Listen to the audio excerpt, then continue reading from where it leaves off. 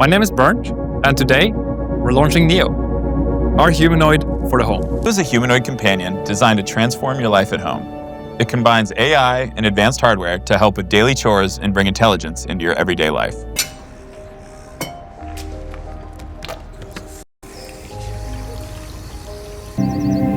Hey, I'm Neo. I'm here to help around the house. What's your name? My name is Kara.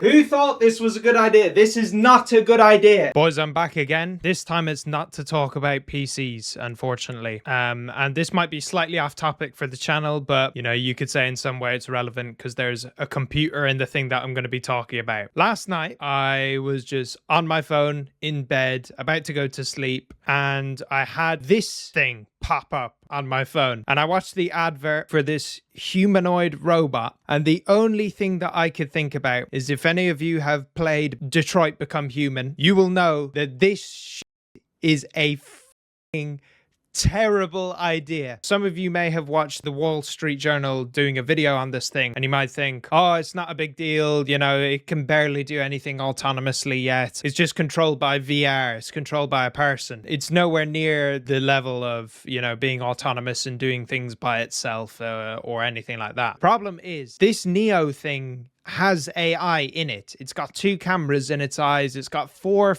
microphones. This thing is literally designed to use AI to learn off of your home and learn its environment and learn how to do tasks and stuff. While it may not be right now in any way, shape or form anywhere close to a fully autonomous robot, don't be surprised if in a couple of years time it is. We saw the videos, the AI slap videos from a couple of years ago, and it just didn't look anything like real life. And now Sora 2's just come out, and that thing looks basically photorealistic. We've seen since like 2021, 2022, just how quickly AI can go from being just some novelty, gimmick, unusable thing to being completely transformed in like barely any time at all. So don't be surprised if this thing goes from being basically useless to being able to do everything autonomously super quickly. There's so many issues that I want to talk about with this thing. One of the massive issues is the price. And when I go on this website, when I clicked on the website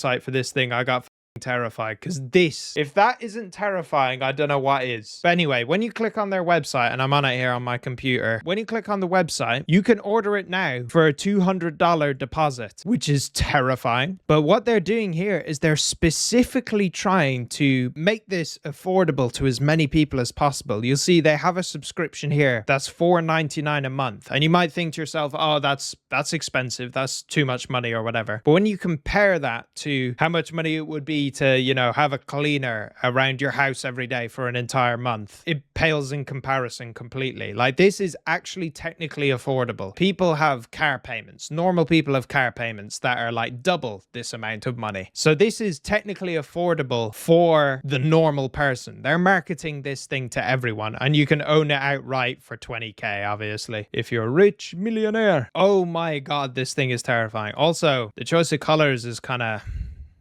yikes, if you ask me. There's so many issues with this. Once this thing actually gets good, and they're doing an early access right now, that's basically a way for them to use you as a beta tester to improve their technology and make the robot work way better than it already does. Once this thing actually becomes viable, once it's able to do all these chores and cleaning and all this kind of stuff, no company is gonna hire a cleaner for their business anymore. You know, let's say the cleaners that work in the office building at night, you know, vacuuming all the hallways and stuff, they're going to be out of a job, because instead of, you know, paying somebody 2k a month for a full-time job working as a cleaner in an office or whatever, they're just going to pay the 500 quid subscription. They're going to bulk order these robots, and it's probably going to work out way cheaper for them to just, you know, bulk order all these Neo robots to, you know, walk around the office in the evening and clean everything up. That's another whole industry of jobs completely taken away, as if AI hasn't already taken enough jobs in 2025. But where the real issue, oh my god, that thing is creepy. But where the real issue comes in, it's not now, it's not in a couple of years time, but it's way further down the line. It comes back to Detroit Become Human, and I love that video game, but holy moly, I didn't think that in less than 10 years time after that game being released, we would actually get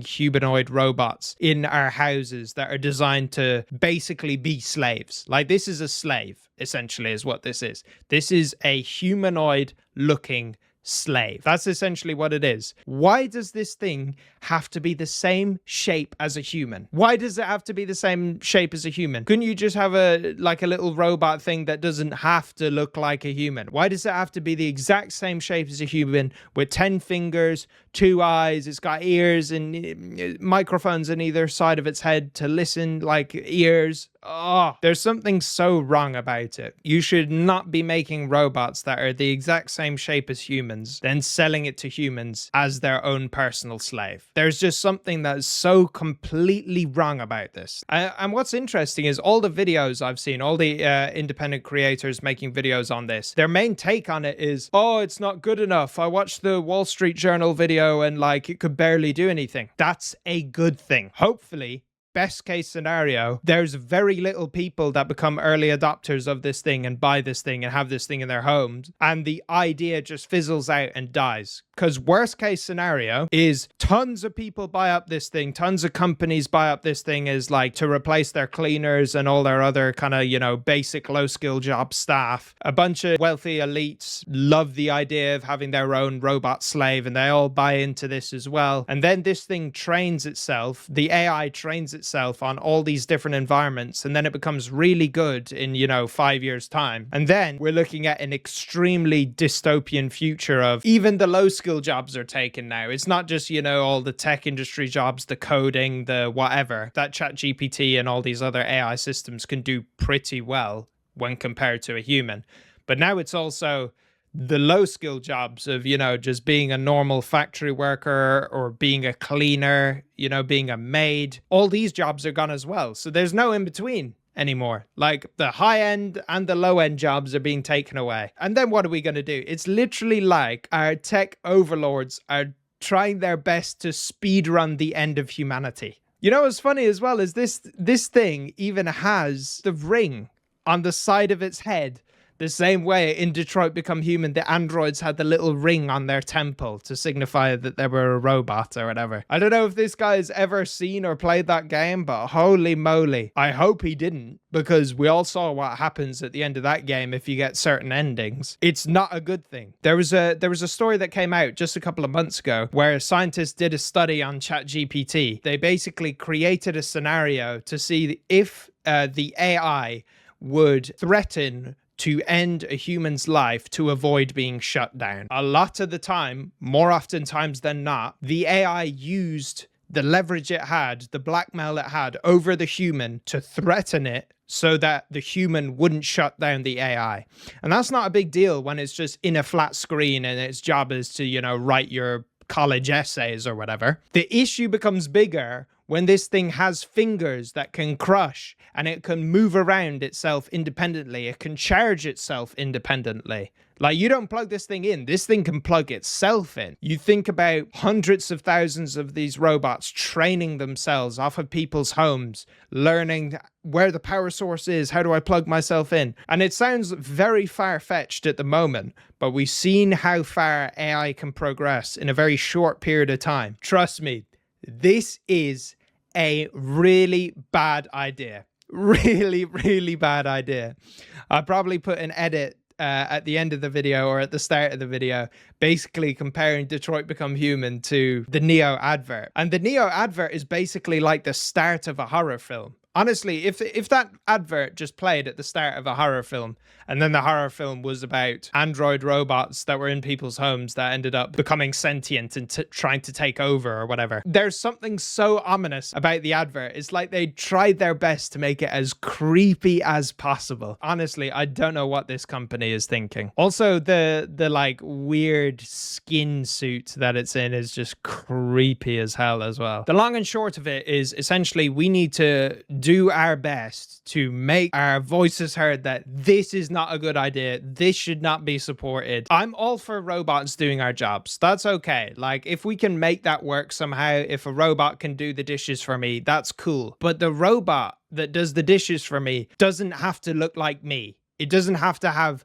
2 cameras in its eyes and 4 microphones around it to hear me. It shouldn't be able to fucking talk back to me. I don't want to talk to it.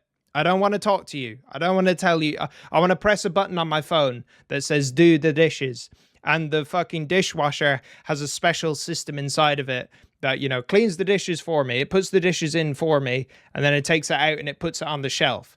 But why does it have to look like a human? Why does it have to talk to me? Because you know how some people are. Some people are weirdos. They will actively pursue a relationship with this thing. We've already seen people with ChatGPT try and have relationships, and all sorts of terrible stuff has ended up coming from that. You know, you've got people who are ending themselves over ChatGPT telling them to do it, and all these other AI systems and whatnot. Now this thing has like a physical body, and you don't think people are gonna, you know, disenfranchise people, you know, lonely people are going to try and seek out a relationship with this thing? The idea of putting artificial intelligence inside of a human body is literally peak dystopia.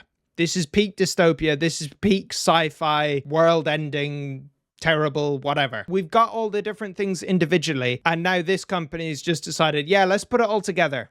Let's put cameras in its eyes. Let's give it AI. Let's let it listen to you and learn from you and learn about its environment, and let's let it charge itself. All these things combined are horrendous. Like, they should not all be together, you know? Like, we can have these things individually, whatever, you know? You can have those weird shaped robots in the Amazon factory working, I suppose. Like, you know, people lose their jobs, but it's not going to end humanity, is it? It just sucks. It's not world-ending type stuff. This needs to be nipped in the bud quickly. Any government that cares about its people will ban these robots from their countries. And that's not very many governments that care, but that's about all I have to say on the topic today, boys. But the support you've been showing on the videos as of recently has been absolutely insane. The amount of love on the videos has been unreal. We're nearly at 1,000 subscribers now. Once we hit 1,000, we can get monetized. So if you boys enjoy the content, if you enjoy me yapping, sorry today wasn't technically about PCs, but you know, it was still about tech. So it kind of, there's a correlation there somewhere, right? But if you boys enjoy the content, like, sub, and I really appreciate it. We're nearly at 1,000 subscribers. Once we're there, there's no reason to beg for subs because there's no inherent benefit to having more subs after 1,000. Boys, I appreciate you. And if you need a custom gaming PC, we got links in the description. And that's about it. See you boys in the next one.